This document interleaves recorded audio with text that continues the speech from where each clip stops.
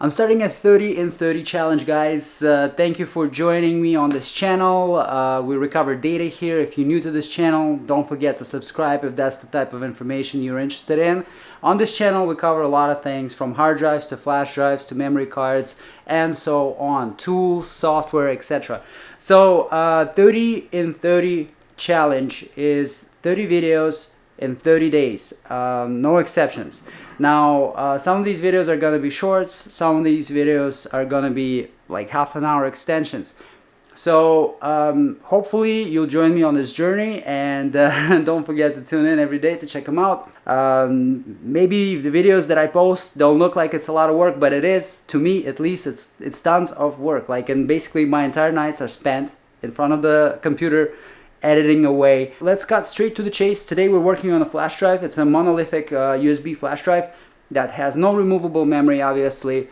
So we need to expose the circuit, figure out whether or not this is something we can quickly wire up, and begin the process.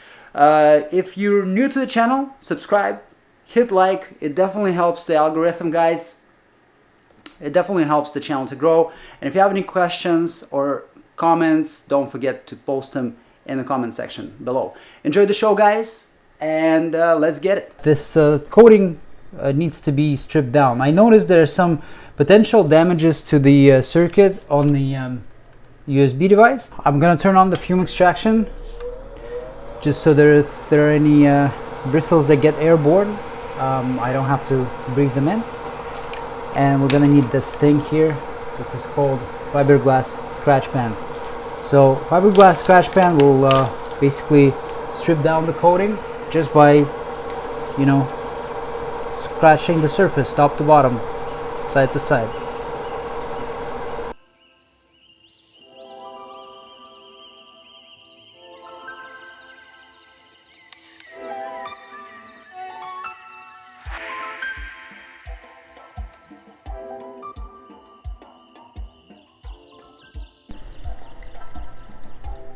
Now we're going to need to add some flux here. Power, ground. Alright, I'm ready.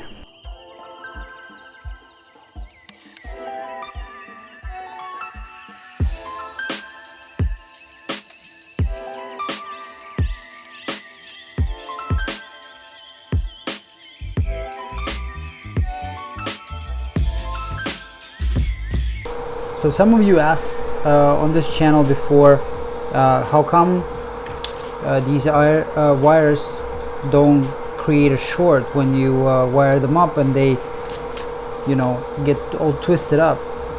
The reason for that is that these wires, guys, they're enameled. Okay, so they have a fine clear coat on top, and that clear coat prevents them from shorting out. We have ready, busy. We have address latch enable, command latch enable, write enable, read enable. We have several C's. These are banks, so I'm just gonna do all of them, but we're probably gonna end up just needing one or maybe two at most. Power, ground, and these are bus signals, 0 through 7.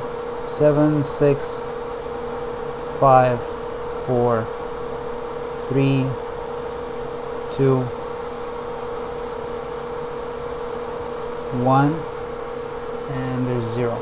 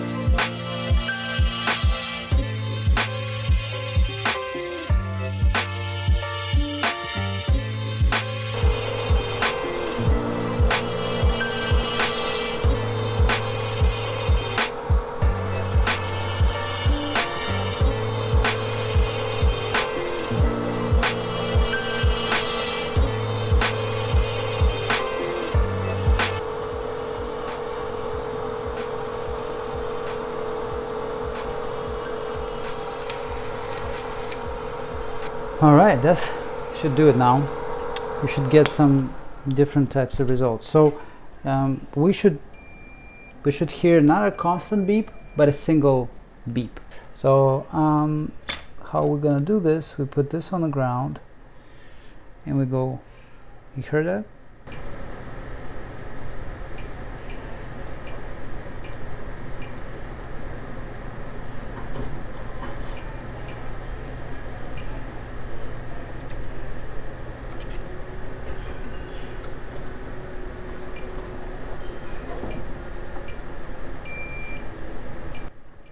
That's normal because I'm testing, I just touched the ground pad.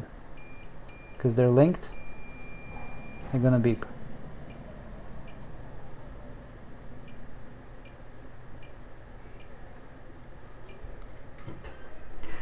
We're all set.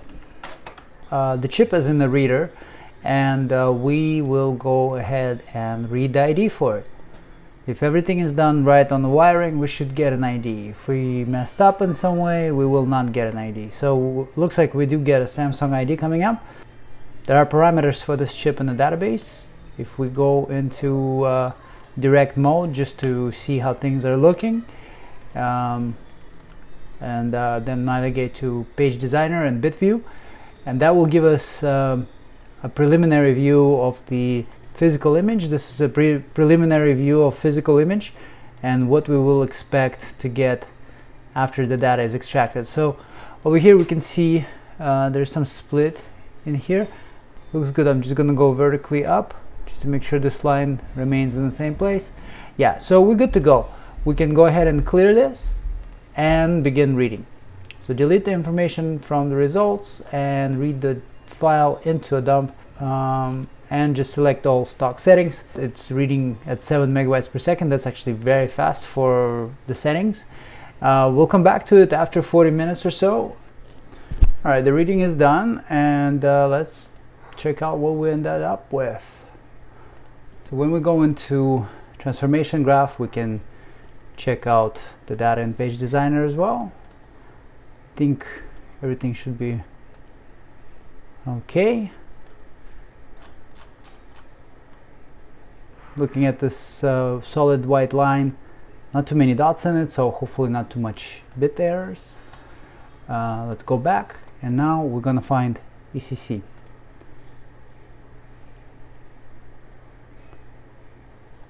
ECC is found, so we're gonna let the error correction phase run its course, and once the errors are corrected, we'll build a submap of invalid sectors and start rereading them. If we go to map, and we can see some blocks are black, some blocks are green with a round border. If we go into ECC and build a map of all of the invalid sectors, those are the ones that contain data but they still need to be corrected, we can see there's 2.13 gigs left. It's not bad. Out of 16 gig, only 2 gig to reread, so let's go ahead and do that. We select them, and then we just launch the reread process. Reread sectors all. Here we can input how many times we want to run those passes. We're going to select 99, and just on stock settings gonna go with whatever options we got and see what kind of results we can have. So there's our virtual drive that we've built. You can see that it's got from what it looks like, a very valid file structure. Most of the headers are good. Let's open up this one file here. It's a PDF document, fairly extended one, as you can see, a lot of pages here. We still needed to get there. So if we look at the transformation graph, this is our physical image here. If we check it out in the map view, we have different colors for these blocks. Some of them are green, some of them are black, some of them are got the red frame around them. If we look at this number here, it's 16.37 gigs. We were able to narrow that number down. That is invalid sectors. That's a big number for a 16 gig device, but keep in mind that this unit is in extremely bad shape. For some reason, every time I try to run a reading procedure with a read retry, I get this error. I will address it to support team. I have no idea exactly what this message means because I've never encountered this error before, but nonetheless the error is there. So when I go to, let's say, read the data, it's giving me that it's selected ID 32 for read retry, but then it gives me this message here: read retry mode cannot be extended for current adapter. So I don't know what that means. It's the same adapter that is used for every other device, but it says that it can't use it, so we can only play around with power and temperature, which only allowed us to bring 2.2 gigs of bad sectors down to roughly 1 gig. Bear in mind that that's 1/16 of the drive. That's a big chunk, right? We normally, if we get a clean read out of this thing, this is a Alcor. This is Alcor. Why did I use Anister? This was an Alcor. For some reason chose Anister. Oh, okay, so for Alcor micro SD, let's see if this is gonna work. No, it won't. Okay, let's delete this. So for this card, let me backtrack here a bit. So normally these cards would be built with block number assembly, but if we go into block number assembly, it doesn't get us to the valid structure, and I'm guessing that's because of a lot of parts that it's looking for are still not corrected, and as a result it can't build a sequence of these blocks. So if we go into block number and select our parameters, which I've indicated here already, and hit apply, it does take us through some steps, but eventually it's not allowing us to see what's in here. And if we go back and build one more, data analysis, block number, type 1, let's just go FF.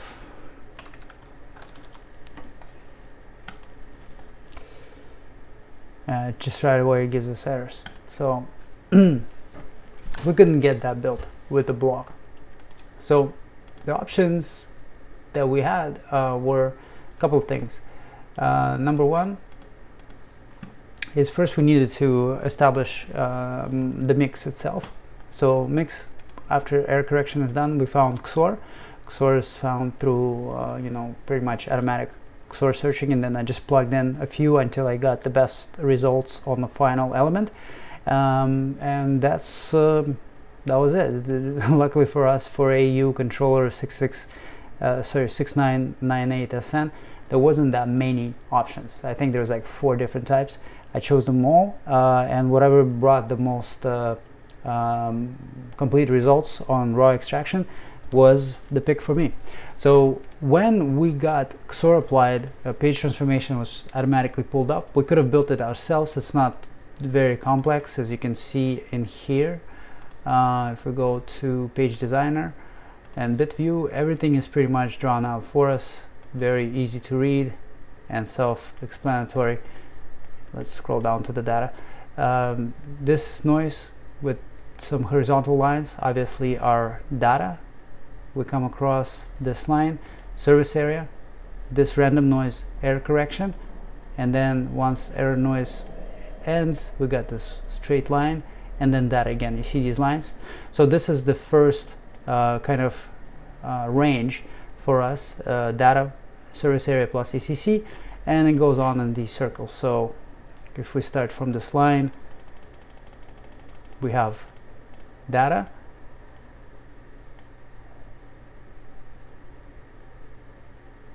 for 1024 we got service area, and then we have whatever left up until the straight line is going to be our ECC. I think it's like 128 or something. This is definitely gets written in here. Yes, so 128. So 1024 plus 128 is for error correction and service area together. Then we need, once we look at this, we can test it if it's got interleave or not. That's very simple to do. We just go into typical interleave elimination, and then once it's applied, we compare these two and look at them here. We're going to find approximately the same location for them. Just make sure that they somewhat similar, they appear close enough to indicate that they do mix. And when we run raw recovery on individual part here, we can see that our XOR is actually correct because it's locating fractions of files. But what will validate that this is not complete yet is their preview. So this is raw recovery for JPEGs. On one of the elements, we can maybe open up this file. It's a very small picture. It's only 2 kilobytes, you know. So if it's 2 kilobytes, it's more of like a thumbnail territory. If we try to open something that is in megabyte size, open, it gives us a fraction of a file but doesn't open the entire file. But if we go into join by pages element where both of those mix up, and I already ran raw recovery throughout the entire thing, gives us pretty good view of how things are.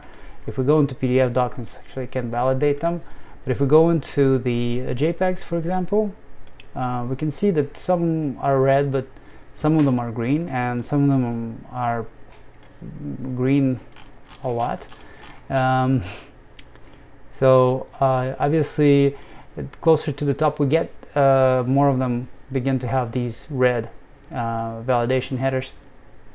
That's not the end of the world. We can obviously go up.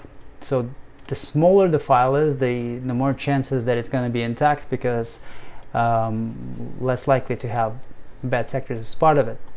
But if we look on top, we just need to find one large file large enough that will be indicating that our mix is good. So this file, for example, is 3 megabytes.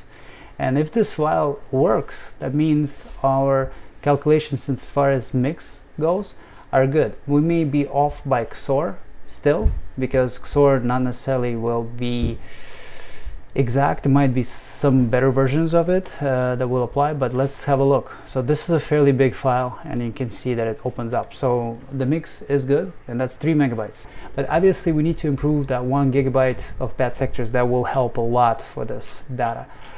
With that being said, what we have already might be enough to take us to the next step. And to take us to the next step, the only option, because we don't have any data analysis elements that would work, was a new feature that was rolled out with PC3000 on the latest update, and that's image based on data analysis, FAT32. So we ran raw recovery on this already, right? And if we look at what type of stuff we're finding, up here we have fat structures that have been located. All of these fat structures will be implemented into building an image, virtual image, using this method. If we select image based on data analysis, this process is automatic 100%, and it does take a little bit of time because it has to calculate a bunch of things. But what we end up with is this. We got a name of our FAT32 partition. We have folder structure with green headers, meaning that they pass checkpoints, and we have stuff that shows up as validated inside. So let's check out some of the stuff. There's a file. It's a big file, and it opens. This file is 344 kilobytes. It's a JPEG, obviously not the super high quality one, but it's a JPEG. It's within the structure, and it opens up based on a virtual image that this tool had built. Couldn't ask for more. To complete it, and make it as best as possible. We still need to work on that 1 gig that we didn't read out properly, and then the results will definitely be improved, and we might need to run this again, because obviously everything else we add to the map that is corrected may improve how the file system ends up looking. So thank you guys for watching it. If you have any questions, feel free to drop them in the comment section below, and I'll definitely see you in the next episode. For now, I'm gonna go ahead and try to get a better read for that 1 gig that's left. Thanks, I'll see you next time.